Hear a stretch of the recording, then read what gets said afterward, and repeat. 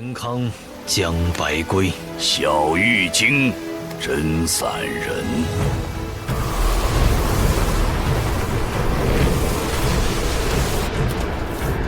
兄台怎么称呼？小玉京，王木然。玉京不是书中说的天地居所吗？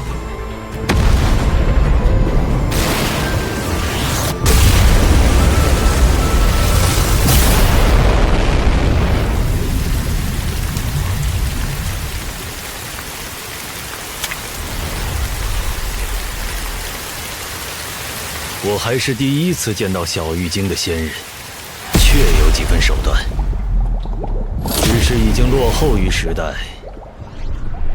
你去为他收尸吧。上一集说到严康国师欲以一己之力平定天下叛乱宗派，秦牧决定跟随，但这可不是简单的观战。秦牧心里已经有了自己的盘算，待到众人稍作安顿，他立刻独自行动，找到了越城里一家不起眼的赌坊。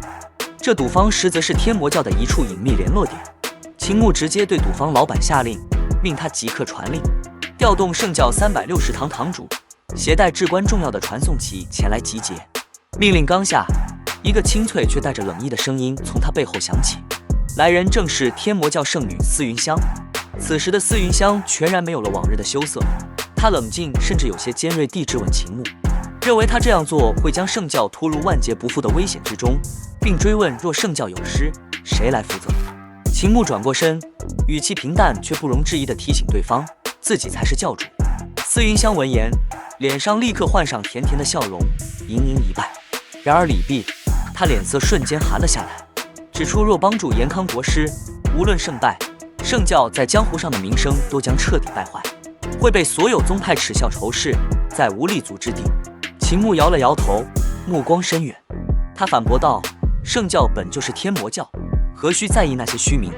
立足之地从来不是别人施舍的，而是自己用拳头打出来的。眼下这场大变局正是千载难逢的机会，圣教若不参与，未来才是真的没有容身之处。司云香继续抗辩，他担忧若是严康国师平定叛乱后，反过来对天魔教下手，那责任谁能承担？秦牧只瞥了他一眼，淡淡的吐出3个字：他担着。司云香脸色在变，忽然又浅浅一笑，恢复了那副羞涩模样。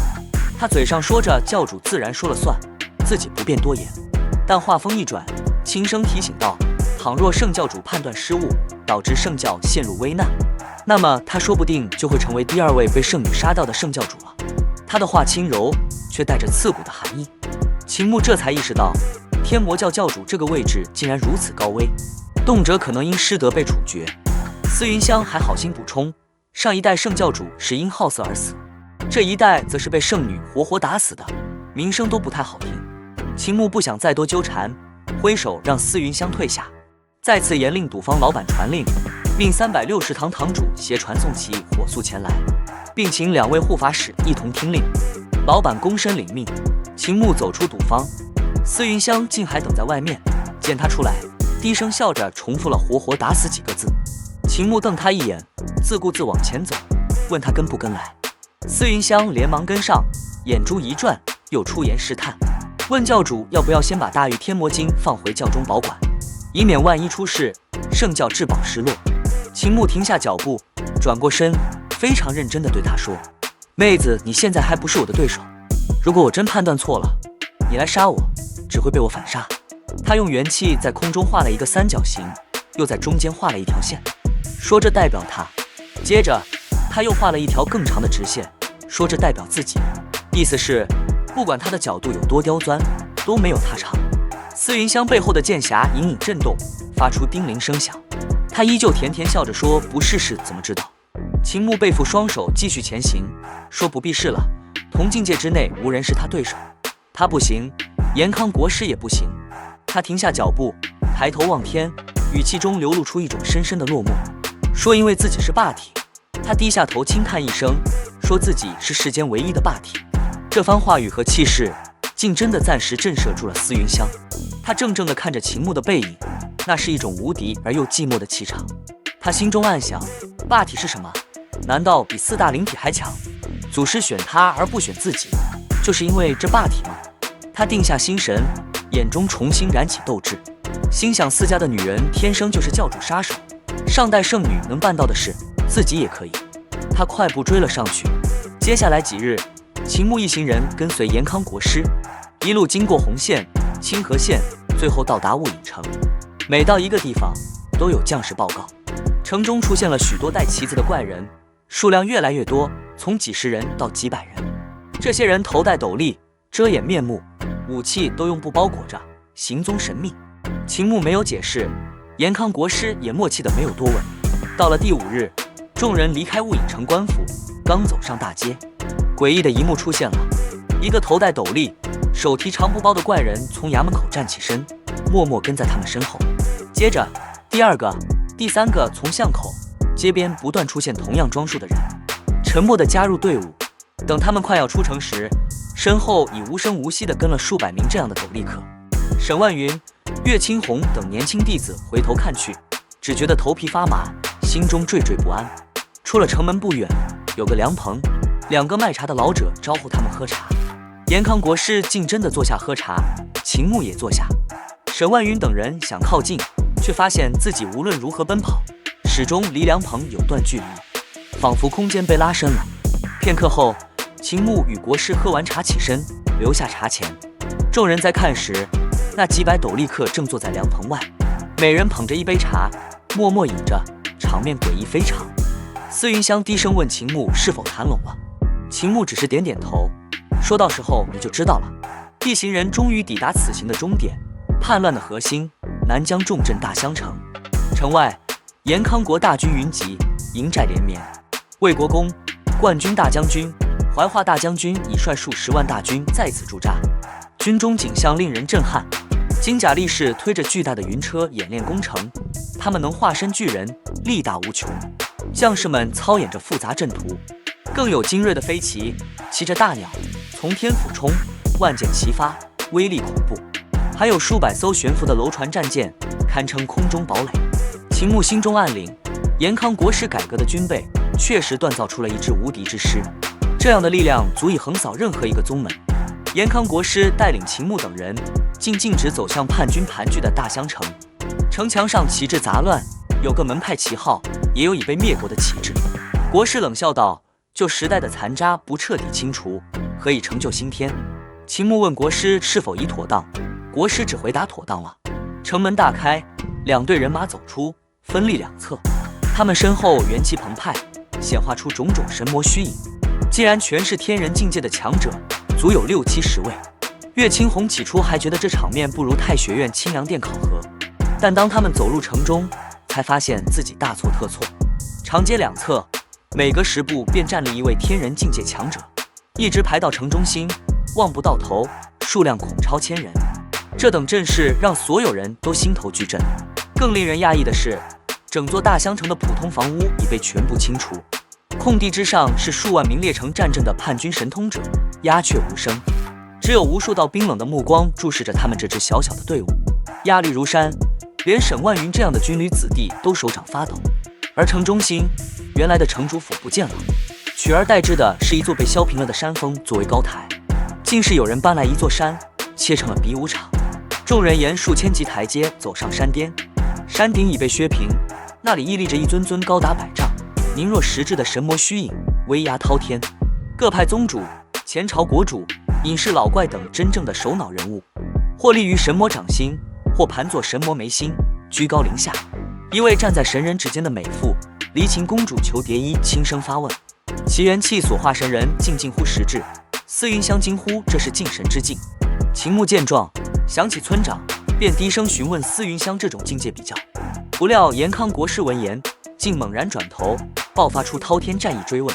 得知是秦牧家中大人，且这样的大人有9位时，延康国师眼中闪过复杂神色，竟露出欣慰笑容，低语道：无道不孤。这时，一位头戴奇特青铜面具、眉心长有第3只眼的男子走来，责问延康国师为何不答话。延康国师却不再理会他，而是如同点卯一般，将台上一位位反叛首领的名号、功法、来历娓娓道来。从离秦公、三奇宝、道全真人，到朝廷的叛臣大行台尚书令马连山，再到盖门、大雄寺、南海各寺高僧，以及玄空国、南梁、西番等被灭国的国主。最后是3位气息深沉、活了700-800岁的旧时代老怪物：李散人、田真君和穷夫子。延康国师与这些人一一对话，或质问，或惋惜，或陈述己见。他说灭道门是为普及医术，他提拔清官却反遭背叛。他的理念很简单，陈腐旧物必须革除，哪怕流血飘橹。穷夫子直言反他不是为私利，而是因为他权势过大，恐成国患。延康国师站在山巅，声音传遍全城，喝问还有何人反他。刹那间，城中各处响起此起彼伏、慷慨激昂的应和声。天仙门廖迎之赶返国师，光禄大夫邱志明赶返国师，一个个名字，一声声呐喊，汇聚成一股反对的洪流，震撼人心。那青铜面具男子热血沸腾，厉声质问国师：是否看到天下皆要诛他，还有何颜面存世？延康国师面不改色，淡然回应，称城中区区几十万乌合之众也配称天下人，灭了他们，天下才得太平。青铜面具男子喝道：既如此，唯有死战，并宣布此山已布下天牢封禁，方圆800亩隔绝内外，不必讲什么江湖规矩了。这话意味着他们将在这里群起围攻延康国师，而所有余波都会在封禁内反复激荡。身处其中的秦牧等人恐怕第一时间就会被震为齑粉。云缺和尚吓得面色如土，岳青红等人也是脸色惨白，想起之前天波城的惨状，不寒而栗。然而秦牧却松了口气，对司云香笑道：那么他可以放心了。众人正不解其意，异变陡生，只见城外远处一面面高达10几丈的大旗突然迎风招展，连绵数十里，遮天蔽日。青铜面具男子等人站在高处望去，脸色骤变。那些大旗之下，赫然是延康国的千军万马。还没等他们反应过来，那数百面大旗猛地一卷，霎时间，大襄城内凭空出现了360面同样的大旗，旗面之下正是那些头戴斗笠、身背长包的怪人，天魔教360堂堂主。他们同时挥动大旗，玄妙的空间之力发动。下一刻，城外的数万延康国精锐大军，连同庞大的云车、喷吐烈焰的楼船、振翅欲飞的奇鸟，如同神兵天降，直接出现在了叛军聚集的大襄城内核心区域。而此刻，青铜面具男子喊出的戒字，后面的备字还没完全出口，战机只在瞬息之间。大旗收起，杀声震天，飞剑出鞘的锐响，像是冲锋的怒吼，金甲力士推动云车的轰鸣，楼船火焰喷射的呼啸，瞬间淹没了整座城池。战斗在极其突兀的情况下爆发，叛军根本来不及组织有效阵型，飞剑如暴雨倾泻，带走片片血光。化身象手巨人的步兵发起狂暴冲锋，撕裂敌阵，空中飞旗再度俯冲，剑光洗地。楼船上的将士祭出火葫芦，喷出滔天真火，将城墙化为火海。城外的冠军、怀化2位大将军见信号已发，立即挥军总攻。潮水般的延康国大军从天空和地面向大襄城发起了最后的冲击。秦牧布下的这招传送骑骑兵，如同在敌人心脏部位插上了一把尖刀，彻底扭转了战局。天魔教众与延康国大军里应外合，一场针对延康国师的围剿，瞬间变成了对叛乱势力的致命反包围。山巅之上，延康国师与秦牧并肩而立，俯瞰着脚下骤然爆发的史诗级战场。秦牧的冒险一搏，天魔教的倾力介入，将在这一战中写下怎样的结局？而那位深不可测的延康国师，心中又在盘算着什么？